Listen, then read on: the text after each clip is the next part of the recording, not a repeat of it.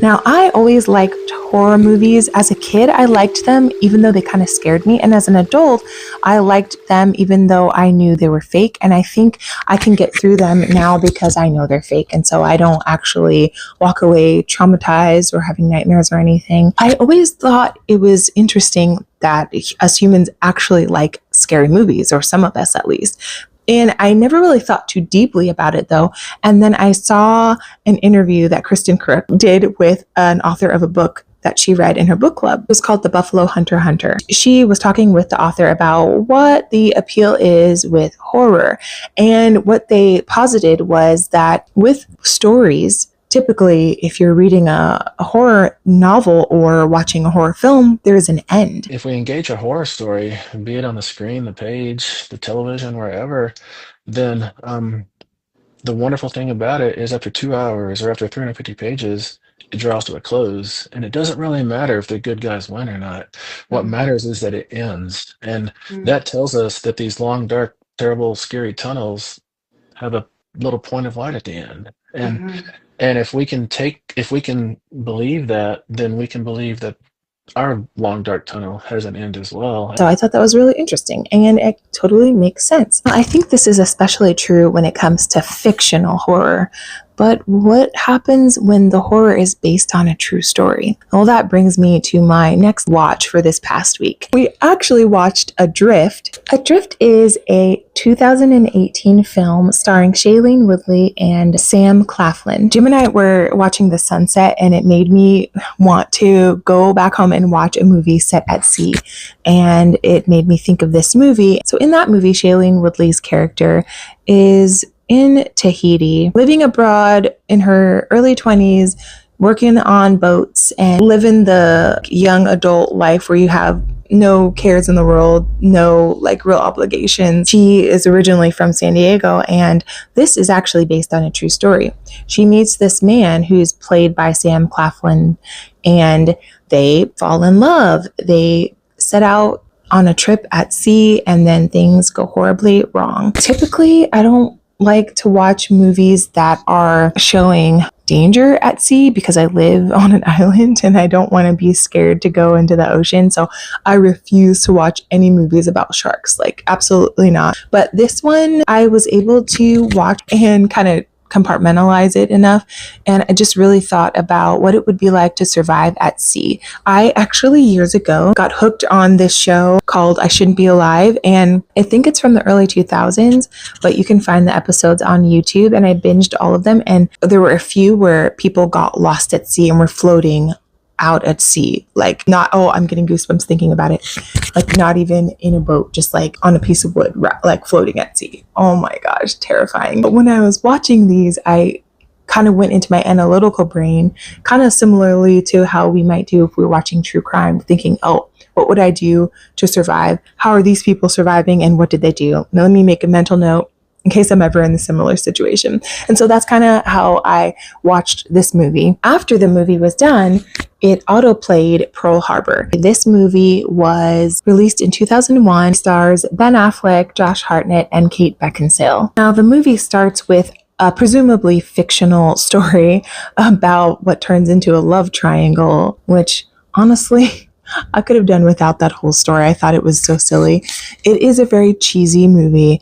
It is very America forward. But once it gets to the action of the real events that happened, oh my gosh. I think they did such a good job at making it look and feel real. Coming from someone who's never firsthand seen anything like that, it seemed so realistic. I'm assuming they used CGI at the time. I was like, oh, this for like a good portion of it. I was going, oh no, oh gosh, oh dear. And then at some point I heard Jim laughing because I'm like sucked into the action, and I like so focused on the movie, and I'm just like having a genuine reaction, and I hear him laugh, and I'm like, what?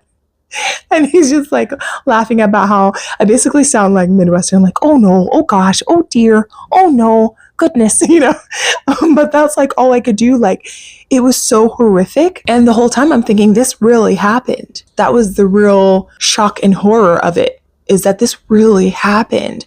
And I've been to Pearl Harbor once here, and I believe I took the boat to the USS Arizona. Now, I don't remember this detail, but Jim said that the bodies were left in the Arizona, the ship that sank to the bottom, one of the ships that sank to the bottom. If you're not familiar with this part of Pearl Harbor, and if you're not familiar with Pearl Harbor at all, it's just how World War started for us Americans, is when the Japanese bombed Pearl Harbor base here on Oahu. In the movie, it was mentioned that over 3,000 soldiers died during this. Well, there were soldiers who were in the ships. This was a surprise attack, and some of the ships sank with people in them, and they weren't able to get them out. When Jim told me that, I was just like, oh my gosh. I don't remember that detail. When I went to Pearl Harbor, I'm sure they would have said that. It wasn't until I watched this movie that it really hit me, the devastation. Just seeing it, just like imagining what it must have been like. Wow. Watching this movie, by the way, it's a 3-hour movie. So we watched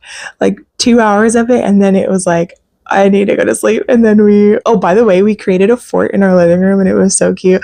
I didn't record it because I was like, I'll record it next time, because now we've decided to do it once a month. It's so fun. And of course, each time it's going to get better and better. I know I'm veering off topic of the movie, but the fort, we had it basically made a canopy over us. And in Adrift, there's a part where the main character makes a canopy of sorts on the boat. And so we felt like we're in the movie. And then in Pearl Harbor, there's when the Japanese are talking about attacking the US, there are canopies. And so kind of like was immersive in that sense. And I guess not in the best of ways, but at the time it felt like cozy because we're watching a movie. But yeah, obviously the topic of the movie is really dark. Watching the movie now has made me want to revisit the history of World War II. I really don't think I've learned much about it since middle school. I remember at the time being really fascinated by the Diary of Anne Frank, because I think she would have been a little bit older than I was at the time I was learning about this, but I was just like blown away at her courage and resilience, and then just like shocked at all the stuff I found out about what happened during World War II.